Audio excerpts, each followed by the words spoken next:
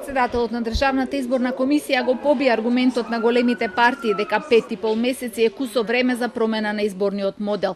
СДСМ, ВМРО, ДПМН и ДУИ, кои начално се залагаа за изборни правила со кои помалите партии ќе имаат шанса сами да влезат во парламентот.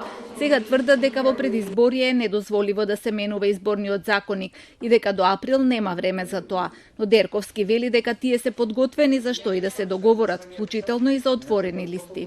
Ние како Државна изборна комисија функционираме континуирано и подготвени сме за било каков договор на партиите да одговориме на нашиот позив. Од ДЕК повторија дека се неопходни измени во начинот на гласање на диаспората, имаат и идеи за тоа, но и тука последниот збор го имаат партиите. Експертите предлагаат иселениците да гласаат електронски или по пошта. На последните избори не беа пријавени ни 2000 лица, а беа потрошени близу 500.000 евра за да гласаат во странство.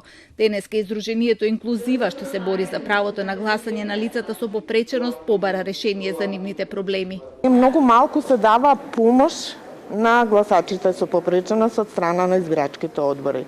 Значи се уште треба да се едуцираат, но и да се пружи дополнителна обука каде што ќе стекнат вештини за поддршка на оваа категорија на граѓани.